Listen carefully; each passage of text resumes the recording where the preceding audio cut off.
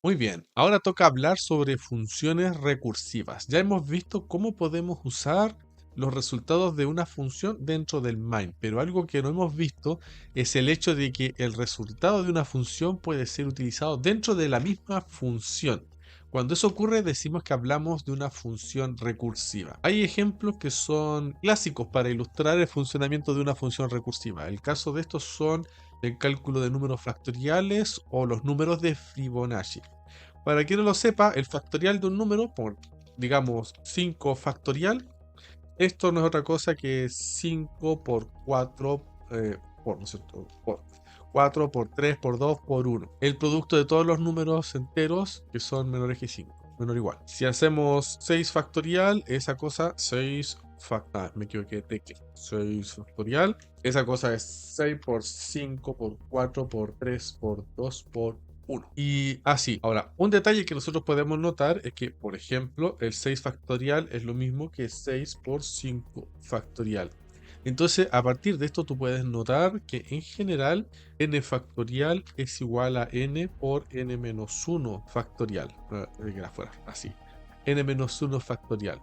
Esto que tenemos acá es una definición que es recursiva. Y si nosotros empezamos a pensar sobre esta definición, vamos a notar lo siguiente. Olvidémonos de esto que está aquí arriba. Si calculamos, por ejemplo, 5 factorial utilizando esta definición que está aquí arriba, esto te va a quedar de la forma 5 por 4 factorial. Pero ese 4 factorial no es otra cosa que 4 por 3 factorial, ¿no es cierto? Y ese 3 no es otra cosa que 3 por 2 factorial. Y ese 2 no es otra cosa que 2 por 1 factorial. Y 1 factorial vendría siendo 1 por 0 factorial. Y luego el 0 factorial vendría siendo 0 por menos 1 factorial. Si seguimos estrictamente la definición, ¿no es cierto? Ocurría algo así. Esta definición, tal cual como está, descendería al infinito. Para evitar eso, nosotros introducimos el 0 factorial igual a 1. Entonces, si tenemos esto, uy, voy a borrar esto de acá. Si tenemos esto, tenemos la definición recursiva y tenemos el punto de partida. Eso es importante a la hora de definir una función que es recursiva. Entonces, regresando, si hacemos 3 factorial, esta cosa te queda 3 por 2 factorial, pero el 2 factorial no es otra cosa que 2 por 1 factorial, el 1 no es otra cosa que 1 por 0 factorial y el 0 factorial es 1. Y te queda eso. ¿Qué es lo que debería dar? Todo muy bien. Ahora la pregunta es, ¿cómo podemos programar eso en C++?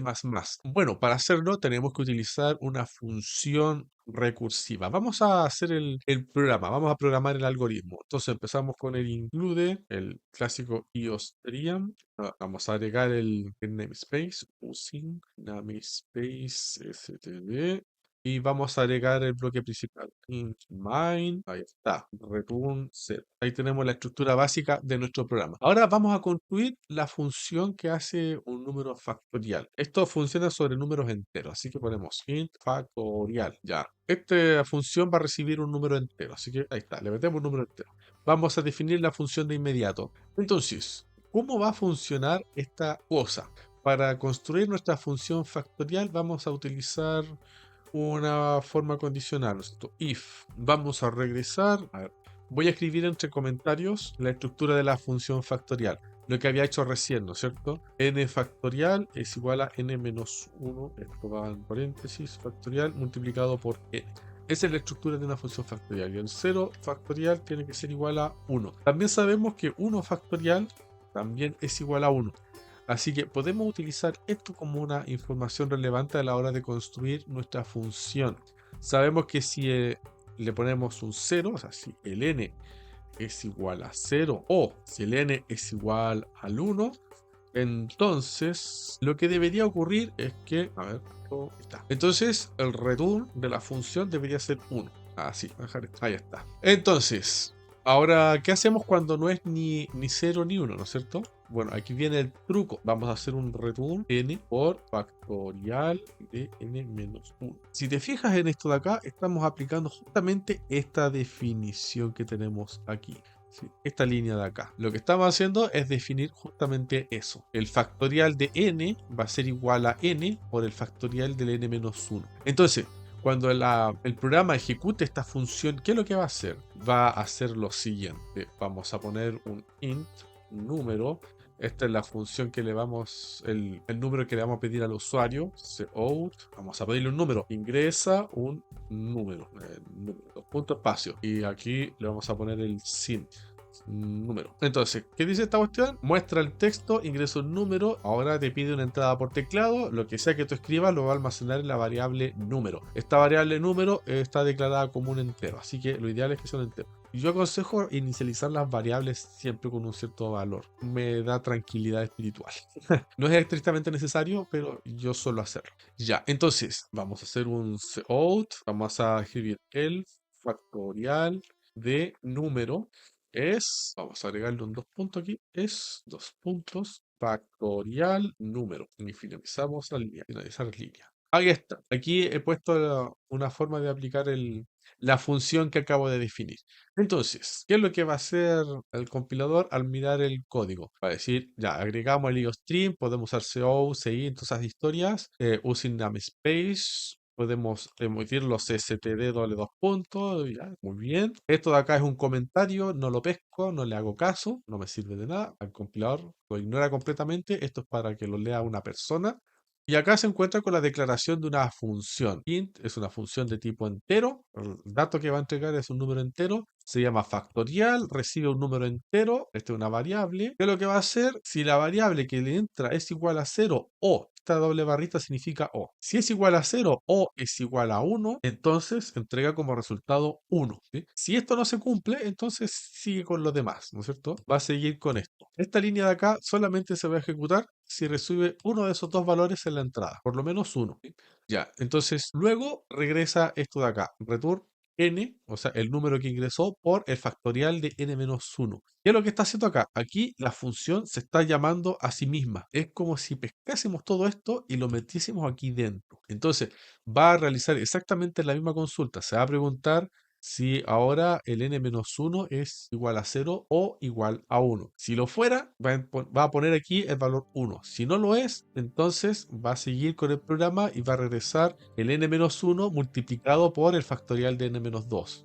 Y como el factorial está definido acá, va a regresar de nuevo a la función y se va a ejecutar de nuevo la misma instrucción, una y otra vez. ¿Hasta cuándo lo va a hacer? Hasta que el argumento sea o 0 o 1, y cuando sea uno de los dos. Entonces, esto se va a ejecutar de manera recursiva. Esta es una función recursiva. Entonces, acá tenemos la función principal, nuestro cuerpo del programa. Aquí iniciamos un número. En esta parte le pedimos al usuario que ingrese un número vía teclado. Eso se almacena en la variable número. Luego dice el factorial del número es, y aquí llamamos a la función que está acá. Y aquí esto te va a mostrar el resultado del factorial del número que has ingresado. Veamos cómo funciona. A ver, compilamos. Hay un error de compilación porque me olvidé escribir el punto y coma. Ahí va. Ahí sí compiló bien. Entonces, el programa dice ingresa un número. Vamos a poner 5. Entonces, el factorial de 5 es 120.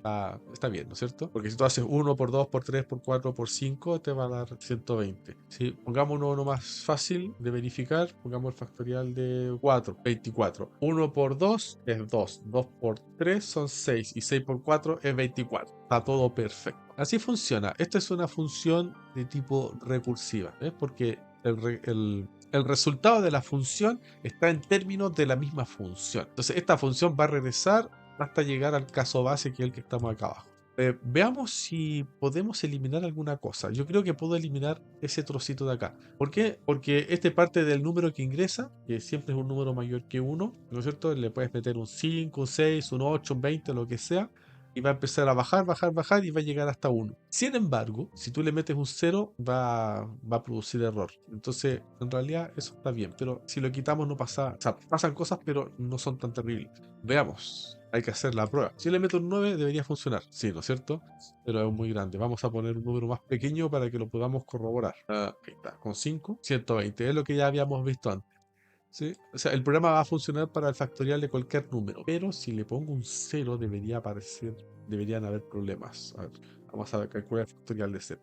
Se quedó pegado. Entró en un bucle infinito. El proceso ha finalizado luego de 5.68 segundos con error de retorno. Ese número. ¿Sí? Debería regresar con 0. ¿Sí? Pero te ha dado un número extraño porque entró en un bucle infinito, entonces el programa solo se canceló.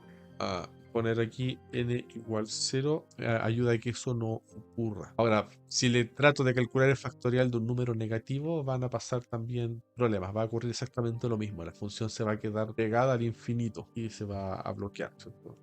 Aquí era una coma. Vamos a hacer la prueba. Vamos a probar primero con 6. 720, ya está bien. Vamos a probar con otro número, con menos 2. Exactamente lo que había dicho. Se queda pegado en un bucle infinito, así que no puede entregar ningún resultado. Ahí está el error. Ya. Si quisiéramos evitar eso, deberíamos impedir que de alguna manera entren números negativos. Entonces, habría que poner un if si el número es menor que 0, el programa no funciona. En otro caso, ejecuta esta cuestión. Pero ese tipo de cosas las vamos a ver en clases posteriores. Por ahora, veamos, por ejemplo, de funciones que son recursivas. Otro ejemplo muy parecido a este, al factorial, viene de la mano de los números de Fibonacci. Voy a borrar esto primero, esto de aquí, el factorial también lo voy a borrar. Todo esto lo vamos a borrar afuera. Y esto de aquí afuera. Vamos a hacer una función, un programa que muestre los números de Fibonacci.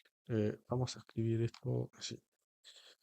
Números de Fibonacci. Entonces, ¿cómo se calculan los números de Fibonacci? ¿Qué son los números de Fibonacci en primer lugar? Aquí borré algo que no tenía que borrar. Y mine y está.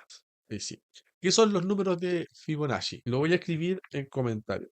Los números de Fibonacci son unos números que pertenecen a una cierta secuencia. La secuencia de este estilo: 1, 1, 2, 3, 5, 8, 13, 21, etc.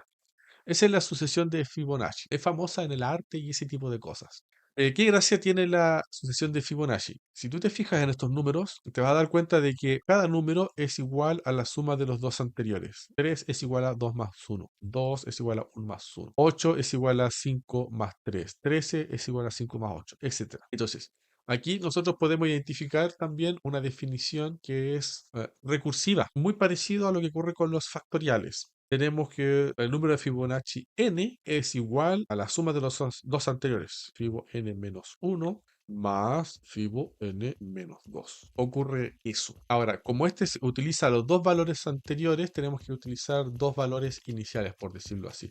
Tendríamos que utilizar el hecho de que el valor de Fibonacci 0 tiene que ser igual a 1 y el Fibo de 1 tiene que ser igual a 1 también. Esos serían nuestros valores iniciales, porque aquí necesitamos dos valores. Por ejemplo, si queremos calcular el Fibo 3 o 5, ya pongamos 3. Esto va a ser igual a Fibo 2 más Fibo 1, ¿no es cierto? Porque tenemos 3 menos 1 y 3 menos 2. Pero este de aquí, vamos a hacer nuestra historia. El Fibo 2 es igual a Fibo 1 más Fibo 0. Y el Fibo 1 es igual a... El Fibo 1 es igual a 1. Ahí está. Entonces, continuamos. El Fibo 1 es 1 más el Fibo 0 es 1 más 1. Todo esto te da 3. Entonces, si te fijas, el primero es el Fibo 0. Este es el Fibo 1, Fibo 2 y Fibo 3. Coinciden, son exactamente el mismo. Si quieres ver cómo será el Fibo 5, esto te queda Fibo 4 más Fibo 3. Entonces, esto es igual a Fibo 3 más Fibo 2. Más el Fibo 3, ¿no es cierto? Ese Fibo 3 es Fibo 2 más Fibo 1. Aquí tenemos dos veces el Fibo 2, así que podemos juntar este con el primero y te queda así. Continuamos. El Fibo 3 es Fibo 2 más Fibo 1. El Fibo 1 ya sabemos que es 1, así que lo vamos a reemplazar de inmediato. Más dos veces el Fibo 2, que es Fibo 1 más Fibo 0. Todo esto más 1. Aquí nosotros ya sabemos que Fibo 1 es 1. El Fibo 1 de acá es 1, el Fibo 0 también es 1. Entonces, si juntamos toda esta historia, este 1 más 1 nos da 2. 2 por 2 es 4. 4 más 1 más 1 son 6. Y así. El Fibo 2 es Fibo 1 más Fibo 0 más el 6 que está dando vueltas ahí. Pero ya sabemos que el Fibo 1 es 1, ¿no es cierto? Y el Fibo 0 es 1. 6 más 2 son 8. 8. Ahí está. Entonces empezamos a contar. 0, 1, 2, 3, 4 y 5. Coincide con el 8. Así funciona la lógica de los números de Fibonacci. Ahora vamos a implementar esa lógica en una función. ¿Cómo hacemos eso? Mágicamente, misteriosamente, fabulosamente, esto se parece mucho a la definición de los números factoriales. La única diferencia es que utiliza dos términos. Eso es todo. Vamos a escribir la función. Voy a borrar todo esto. O no, no lo voy a borrar. Lo voy a poner al final. Aquí, total, eso es comentario, no va a afectar a nada. Lo que no quiero es que me interrumpa la explicación. Ya, aquí falta el return 0.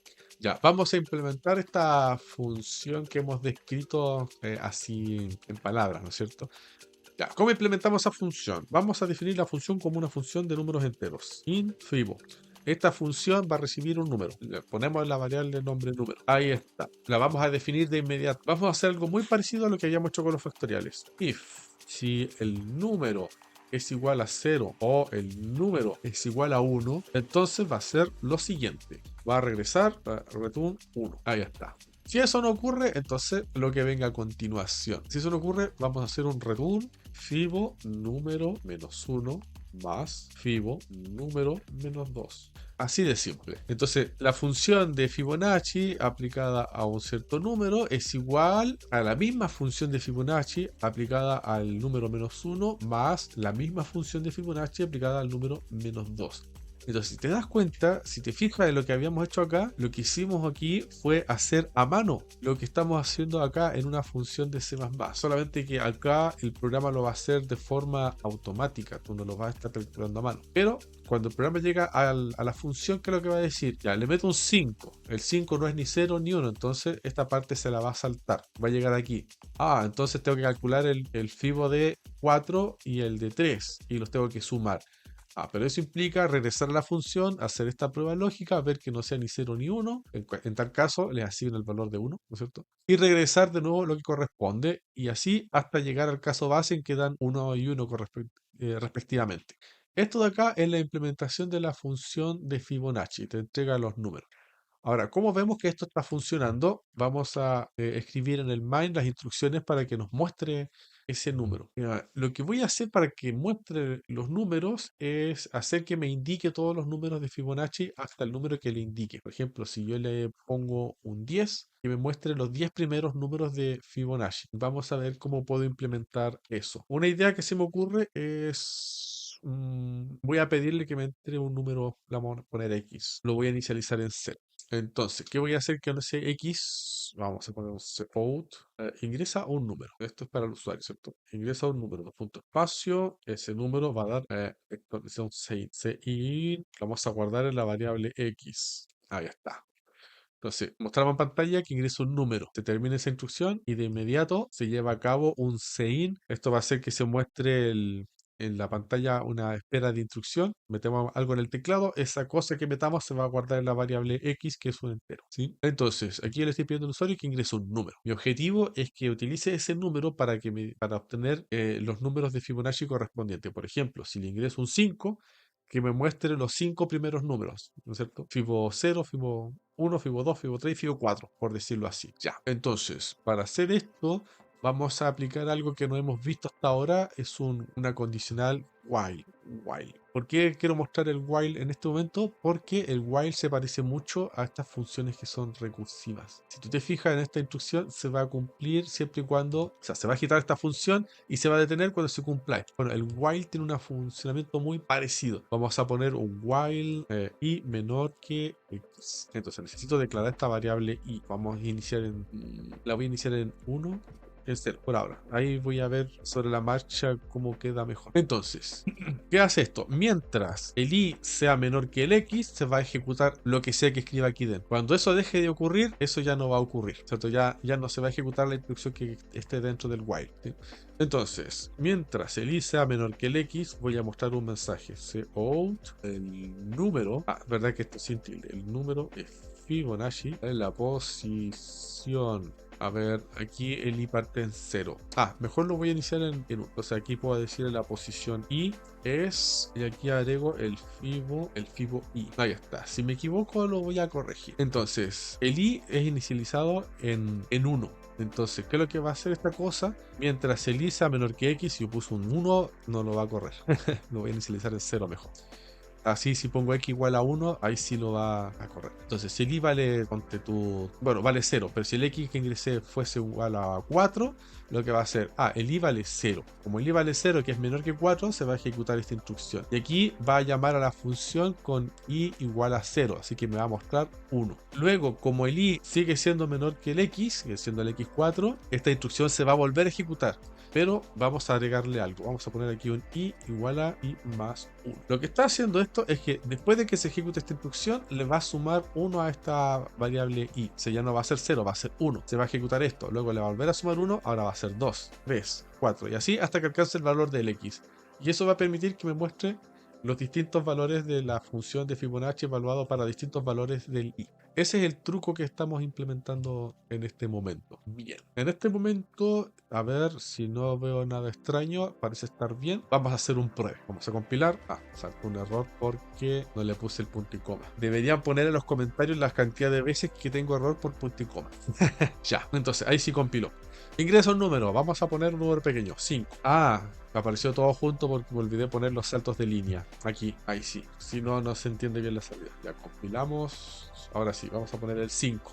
Entonces, el número de Fibonacci en la posición 0 es 1. En la posición 1 es 1. En la posición 2 es 2. En la posición 3 es 3. En la posición 4 es 5. Tiene sentido con lo que acabamos de ver acá, ¿no es cierto? Este está en la posición 0, en la posición 1, 2, 3, 4. El de 4 sí, tiene sentido. Todo va calzando. Lo único que habría que arreglar es este detalle que está acá. Necesita un espacio, que no lo agregué. Eso se hace aquí. Le agrego un espacio. Compilamos. Ahí está. Si le pongo 10, por ejemplo. Ahí está. El número de Fibonacci en la posición 0 es 1, 1 es 2, 2 es 2, 3 es 3, 4 es 5. Espera, 1, 1, 2, 3, 5. Sí, está bien. 5 es 8, 6 es 13, 7 es 21, 8 es 34, 9 es 55. 34, sí, está bien. Ahí está. En caso de que incomode esta cosa de que las posiciones partan en 0, eso es muy fácil de arreglar. Lo único que tienes que hacer es agregar un más 1 acá y ahí está. Si le pongo 10, por ejemplo, ahora me dice la posición 1 es 1, 2 es 1, 3 es 2, 4 es 3, 5 es 5, 6 es 8, 7 es 13, 8 es 21, 9 es 24, 10 es 35. Perfecto. Entonces ahí tenemos un programa que es recursivo y que nos muestra los números de Fibonacci. No es muy complejo, pero ilustra la idea que pretendo dar. Entonces, fíjate en estos detalles que te comentaba recién. El funcionamiento de esta cosa while se parece mucho al uso de una función recursiva. La función while, lo que está ocurriendo aquí, se va a cumplir mientras se satisfaga esta condición. Es más o menos lo que está ocurriendo en esto de acá. ¿Qué es lo que hace la función FIBO?